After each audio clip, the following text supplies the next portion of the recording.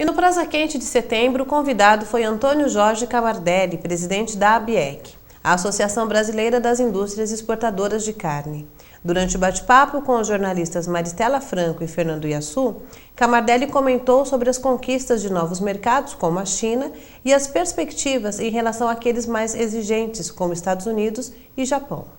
Em relação à China, a gente queria entender um pouco melhor isso. Quer dizer, você tem falado que a gente conseguiu já exportar bem, mas não é um efeito substitutivo, porque Hong Kong caiu bastante as exportações. Não é questão de substituir. Eu dizia isso no passado e continuo dizendo. Nós temos um mercado cativo em Hong Kong, que nos últimos anos foi modificado nos percentuais entre miúdos, né?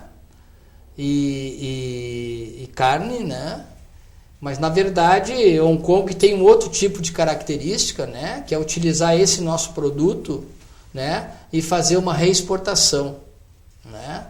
E o que está prejudicado hoje é essa reexportação local para alguns outros países, né? O mercado da China é uma coisa, de Hong Kong é uma coisa. Aí está a alteração da portaria de despojos. A exportação da China é uma maravilha, né? Tá uma maravilha. Nós temos oito frigoríficos habilitados, em números redondos, né? A gente, nos primeiros 45 dias, logrou, depois a Dani pode mandar a estatística, a gente mandou 15 mil toneladas com preço médio aí ao redor de $5 mil, né? E o histórico desses dias tem demonstrado que a gente está tendo uma continuidade, né, de ofertas, e a expectativa que se tem é que isso se torne perene. Nós tivemos um sustinho essa semana aí de desvalorização da moeda na China, mas a gente acredita que não vai nos abater, né?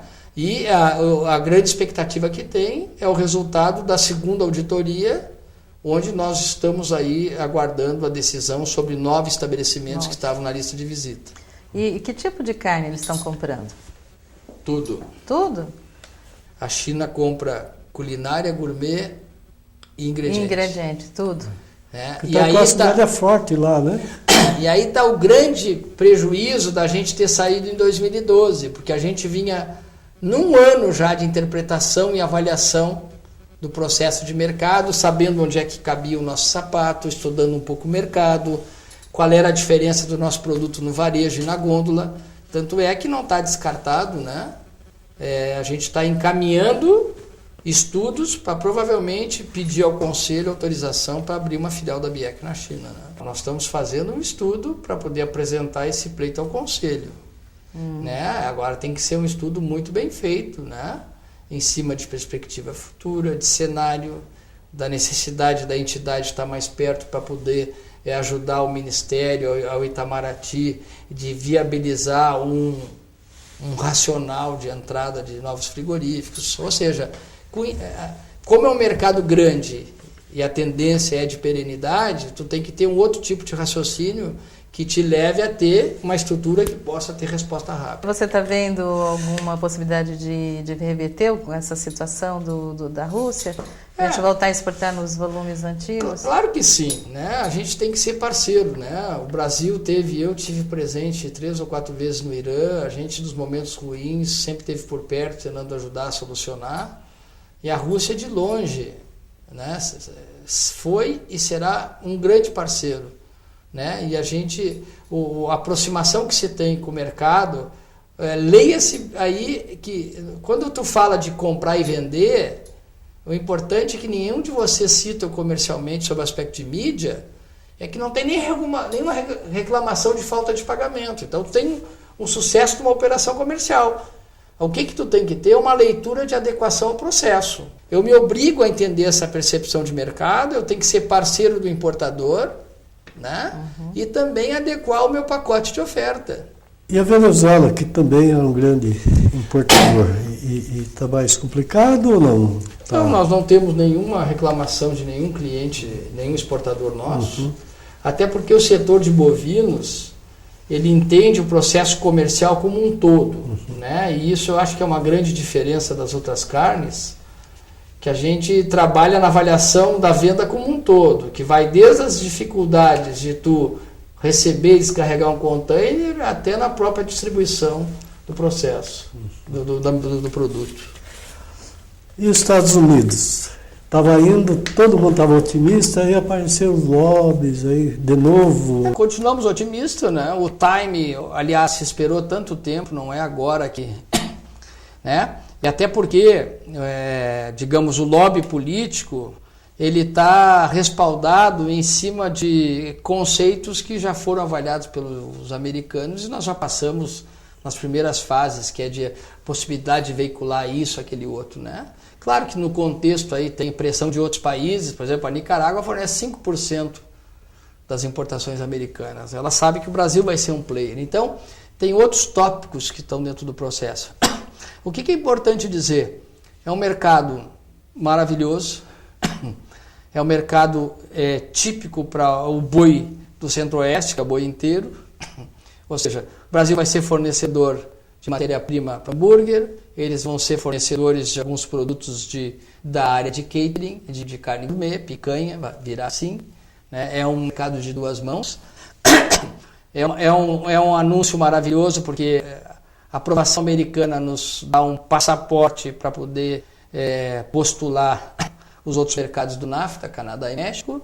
É um mercado diferenciado sob o aspecto de aprovação, porque ele aprova estados numa prova planta. A planta vai ser aprovada na consequência de um padrão determinado nas sintonias e nas equivalências. Poxa, isso é muito bom. Né? Então, é um mercado que nos interessa. E nós aí estamos, no mínimo, há 15 anos, não por conta e defeito de gestões anteriores.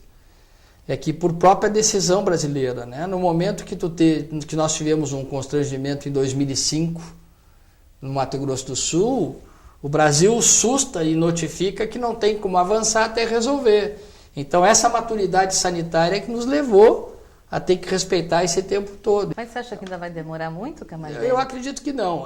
Paralelamente a isso, a gente tem notícias e participamos também, junto com a Abrafrigo a semana passada, a gente sabe, por exemplo, que o governo brasileiro já notificou o governo americano de que já pode ser auditado nas outras equivalências de algumas bactérias, como é o caso da coli, né?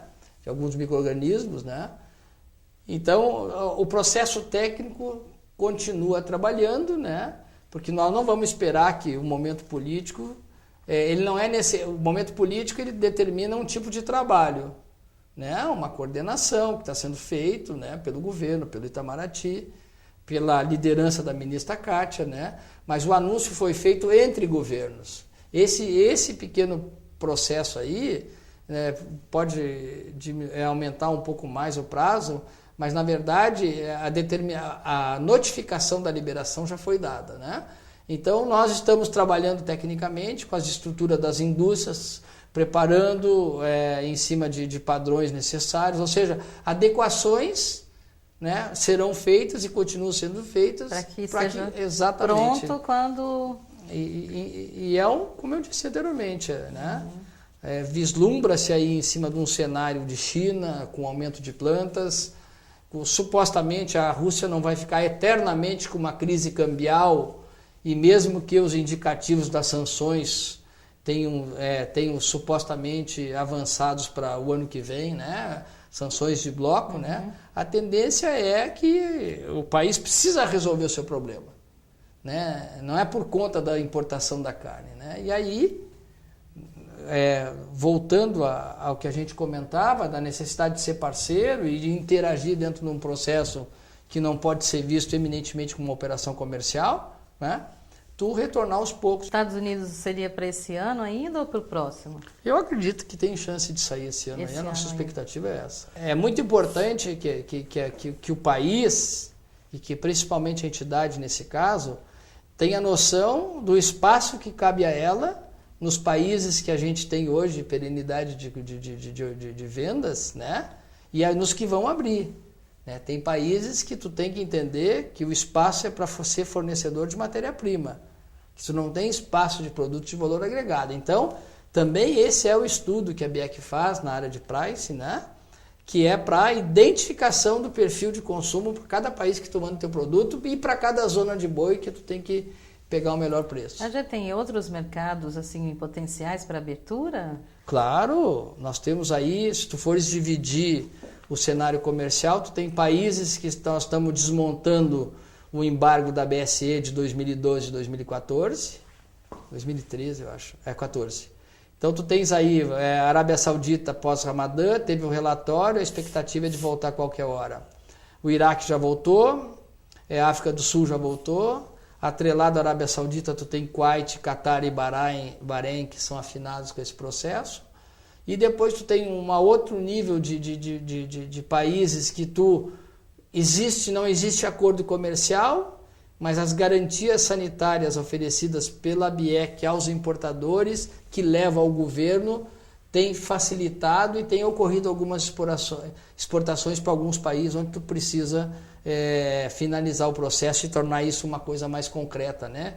E aí tu tem Tailândia, aí tu tem a própria Turquia, né? Tu tem Marrocos numa fase nova e também tem uma série de países que tu tem essa necessidade de começar o processo e ir monitorando aqueles que tu tem mais facilidade. Então aí entra uma série de países, né? Nós fizemos ano passado uma missão de sucesso com a BPA e com Itamaraty e logramos a abertura completa do mercado de Mianmar, é um mercado novo. Agora estamos em tratativas e marcando reuniões e tivemos recentemente a liberação para tratativas da Coreia do Norte. Aí todo mundo, mas Coreia do Norte é essa. Quando tu faz uma leitura de um país que tem um regime 100% militar, o que me interessa são compras de governo e não catering, nem vendas de varejo, entende? Então essa é a vocação e o que tem feito diferença. Duas coisas, né?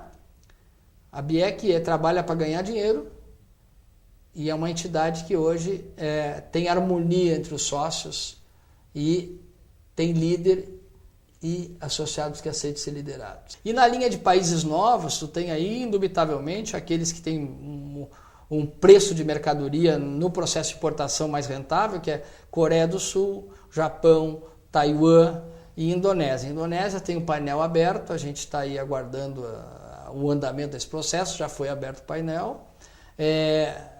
Recentemente, com tristeza que a gente notifica que o Japão está em processo de reabrir extrato e termoprocessados por conta do constrangimento de 2012 do achado priônico. Eu digo tristeza é que o Japão, para nos devolver essa condição de exportador, que não é carne in natura, determina ou faculta a abertura a exigências muito maiores do que a legislação internacional determina, que é a OIE. Talvez com essa abertura na OMC do painel contra o Inovar Alto, né, do Japão contra o Brasil, as coisas fiquem mais facilitadas no aspecto também da gente ter que elevar a discussão e, quem sabe, até uma abertura de um painel contra o Japão em relação à abertura da carne in natura.